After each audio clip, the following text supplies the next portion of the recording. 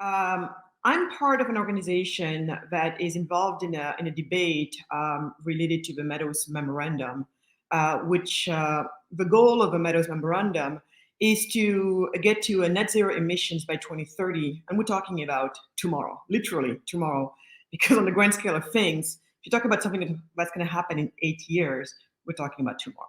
So from today to tomorrow, we cut fossil fuels cold turkey. Well, I also happen to be from Africa, where 90% of the world's Black people happen to live. So, what would it mean to, what would it mean that, what would it mean for a climate policy that, you know, of that nature? What would a climate policy look like if Black lives really matter? Um, my home country of Senegal is sadly known as one of the 25 poorest countries in the world. We have a GDP per capita that is around $1,500 per person per year. And compare that to Americans who spend routinely that type of amount on a weekend trip. Americans easily spend $1,500 on a weekend trip. What does it look like to live on $1,500 a year? Well, I may just give you an image of what that might look like. What it looks like to live on $1,500 a year means that families of with 5 to 6 children would all live in one room, right? One room, that's your living room, that's your many bedrooms that the children would need. A family of seven, easily 7 to 8, easily lives in a one room with the children sleeping on the floor at night. It means that most meals are made of rice with tiny piece of fish or meat compared to the amount of rice. It means that most women have to cook inside their home, which means that their lungs are actually going to get to be burned every single day from the cooking fires, that comes from the smoke, especially from, the fact that they're using charcoal and or wood to feed the fire. 700 million African women cook this way today, every single day. 1 to 2 million of them will die every single year from this indoor pollution. I just want to pause there and let you think about what I just said before I talk about what net zero emissions might mean. Just sit with what I just said. 700 million African women who have to have their lungs burned every single day from the cooking fires, from the coal or wood that they have to use to cook their food. And 1 to 2 million of them will die every single year from that indoor pollution.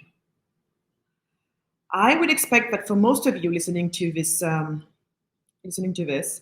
you get to cook all of your meals probably are cooked on electric or gas stoves. Of course, once in a while you do your little barbecue, but you chose to do that and it's only once in a while. But most of the time, your meals are cooked on electric or gas stoves. The electricity is probably going to be generated by coal, gas, nuclear, or maybe even hydroelectric power. And your lungs are not being burned this way, right? But what would net zero emissions mean for Africa? According to the Energy Information Agency, if going forward, all the new power in Africa would have to be generated by solar energy, which is, by the way, not going to happen, that report says solar holds 20% of the generation mix by 2050, contrasted with coal at 28%, hydro at 26%, and natural gas at 12%. What this means is that if the West succeeds in stopping coal and gas by 2030, Africa would only have 60% of its energy needs met, if its electricity needs met. This will most likely translate into 2 million Africans, women, dying every single year because of indoor air pollution, like we said before. And all of that, why? Well, because some righteous Americans believe that we Africans should not be allowed to access fossil fuels. Do you start to see the unfairness of all of this and the patronizing taste of all of this? I would laugh about it if it didn't have such tragic consequences. resulting in the millions of deaths of people, primarily women. I am committed to a prosperous Africa. I'm really sick and tired of people who talk about alleviating poverty as if all we Africans could achieve is to be less poor than we are. What about talking about the real stuff?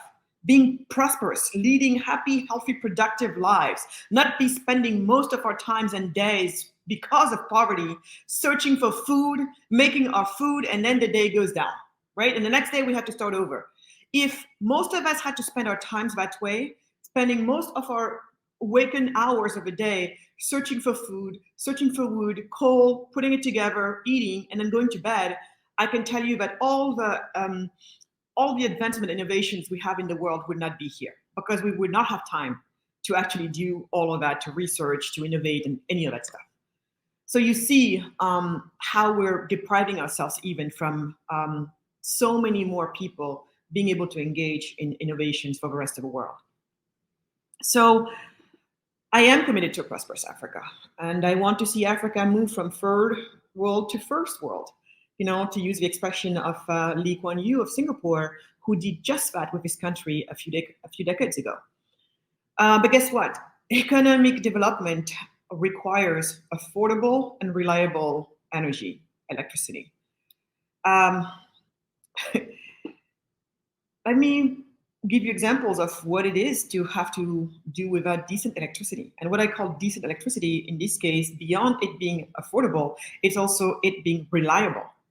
Imagine you are in your factory like we have. I have a skincare company, a small skincare company, and everything is, made with organic ingredients, vegan, all natural, because I really care. But imagine how often our machines go down. Electricity off. You're in the middle of melting some products or of weighing out some products, and all of a sudden, electricity goes out. You don't know anymore what weight you had on your scale. You have to start everything over. Sometimes it might just be as easy as, okay, you start over, reweighing this ingredient, but sometimes you have to throw away everything you had before because you simply don't know where you were at anymore, and we cannot take that risk of not being sure of the weight of what the weight is. Or you're in a hospital bed giving birth, already it is under harsh conditions, and all of a sudden power goes out. The machines that were sustaining you while maybe some critical operation was happening goes out. Or we have a small school for the children of our workers, and oftentimes the electricity, when I'm doing a Zoom call with them, trying to go through some classes with them, all of a sudden I don't hear from them anymore, but it all goes black, and I know why. It's because the power went off all of a sudden. And it would be it's that in itself is just, it's really, you can see why it would be so hard to do business in an environment like that. Why it would be so hard to have a viable business in an environment like that. What you don't see, though, is all the materials getting broken in the process. Because sometimes electricity will do on, off, on, off, on, off, on, off, on, off. And if you were not home, maybe, or at your office to unplug things while it's happening, then it's probably going to burn. Because try it. Do you switch on, off, chances are the light is going to burn out.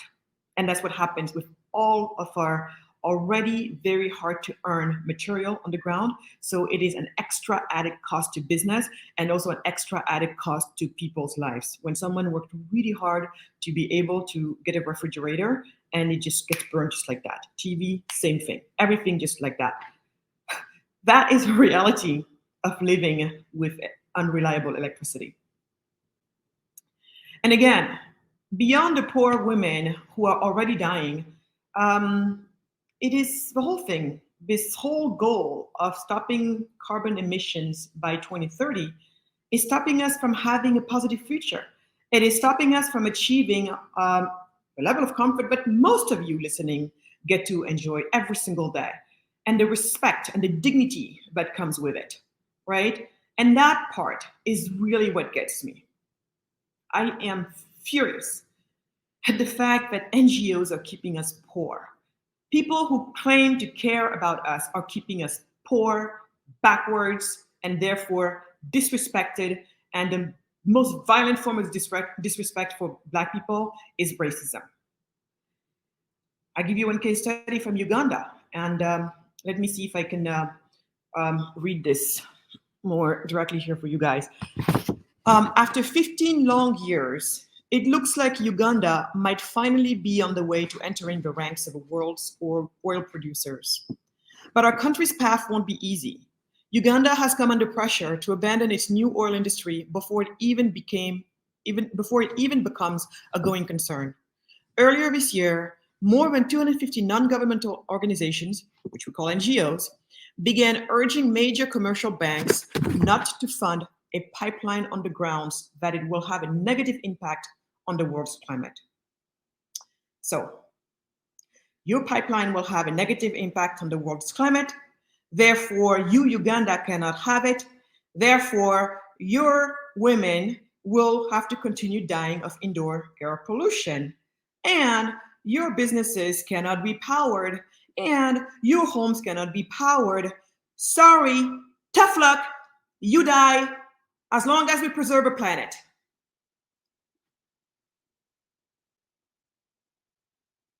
Is that what you're offering us right now? Is this what it is going to be about? Energy, access to reliable and affordable energy for Africans so that at the very minimum, they don't keep dying of indoor air pollution. Next, that they don't get this form of arrested development. Therefore, their future is stalled, their growth is stalled. Any other comfort level they could have achieved, forget it. But in exchange for that, Mother Earth gets to breathe better, according to some people, because even that, there are some other considerations there. I don't know, but if you are like me, you're starting to see how wrong all of this is, how wrong it is. It doesn't take into account any of the realities around electricity and the need for electricity. But I guess that's what happens when you take something for granted. All the economies of the world, American economy included, have had this awesome, reliable, and affordable energy to rely on to get to where we are today. But now we're denying others the access to such an important and critical resource. I just think it's pretty bizarre. But the worst about all of this is the fact that these NGOs fighting for Africans not to have access to reliable and affordable energy because of fossil fuels emissions, the EU and the US deciding that they also are in the same battle. Not only are they subjecting us to all the horrible things I talked about before, but on top of that, guess what happens? Guess who they did not count with? The CCP, the Chinese Communist Party. Because whenever you're going to try to deny access to energy to people who truly need it, and by the way, the whole world needs access to reliable and affordable energy, anytime you're going to deny that to someone, they're going to try to go get it where they can get it. So if the EU, US, and all of these organizations, NGOs, along with 450 of the top corporations, all signing up for the Meadows Memorandum saying, no more fossil fuel emissions by 2030. We don't care, but it just can't work. Well, they can say that all they want. What's going to happen is the CCP is going to come in, as they have been, and they're saying, you know what? To hell with those idiots. We're going to bring you energy. We're going to bring you the electricity that you need. And this is how we have, this increase of power supply in Africa that's happening through the Chinese government. They are actually the ones stepping in, and already 30% of the new power plants being built all over Africa are from Chinese, are by Chinese contractors who are controlled and supported by the Chinese government, the CCP. And some of these are very polluting coal plants. So you're starting to see the irony of all of this. US, EU, NGOs, 450 top corporations of the world, all ganging up on one side, saying, Africans, you cannot have access to fossil fuels because of the carbon emissions, and we're going to crack down on you. We're not going to give you the loans to build the dams that you need. We're not going to do any of that. Yeah, so we're playing this very righteous game. And then the CCP coming right straight behind that, but because at the end of the day, you leave us no choice. Because if we go by what you want, it means we die. It means we die. It means we have no future. It means we have no dignity. It means we have no existence. So we're not just going to sit there and watch it. So you deny it to us, we're going to go where we can find it. And at that point, you leave us with no choice but to make very dangerous alliances with the CCP. Is that what you want? For the CCP to be the main partner of Africa? And even if I could use the word partner, it would be good. But to actually control the continent at some point, are you really thinking about what you're doing? I don't know. Sometimes I feel like we're just so myopic about these issues. Why be so radical? Why be in such a denial of the fact that reliable and affordable energy is needed? And why not find ways to work together on it rather than saying, let's eliminate all, fossil fuel emissions? How about maybe we say, okay, the goal is definitely to work towards clean energy. I get it. I'm all for it. The goal is to work towards that. We would love to get to the place where all of our resources come renewables, and we have the technology to do it and all of that. It will happen someday, but it's just not around the corner. So in the meantime, while we're working towards something like that, and we don't know how and when it will come in the future, but in the meantime, what about, okay, let's look at the different sources of energy, and maybe let's start thinking about the most polluting ones and the less polluting ones, and just kind of support more of the less polluting ones to the detriment of the more polluting ones. And in this case, we're talking about, what about then going for gas, clean natural gas, which is way less polluting than, say, coal, right? And the nice thing about natural gas, is we know that it's been reported that Africa has close to twice the amount of natural gas than a country like America has, for example. So when you have something like that that is less polluting than coal per se, it's readily available and cheap. Why not say, in the meantime, this will be one of our energies of choice? Same thing with hydroelectricity. But then you have idiots out there fighting the building of dams, NGOs who are telling you, oh, because there is this one race species of bird that's about to be going extinct. We don't want you to build this dam. Mind you, the thousands of people who die every day down the river because of a river rising up and down, because that's what happened, and that would be fixed by a dam.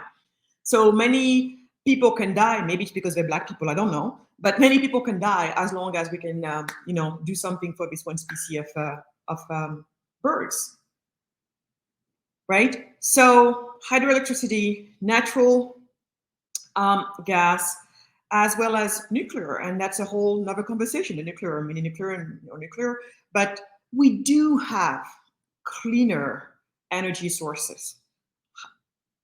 Should we maybe work on something transitional like that, rather than just saying from one day to another we eliminate all fossil fuels and we rely on renewables, but everybody knows is nowhere where it needs to be? I would like to think that most of us are reasonable people when we have the information, the correct information. And on this, I am just afraid that we all have allowed ourselves to be tracked and trapped into a form of alarmism that doesn't say its name. You call yourself climate alarmist. I call you the new colonizers of Africa. What is it going to be? What is it going to be? Is it going to be a world in which we are decent, reasonable, smart people who take everybody into account? Where we care about Africans, we care about Americans, we all care about each other, and we all recognizing that our society depends on energy. You think it's a climate war you have at hand? I tell you, think again. That's what I wanted to share with you.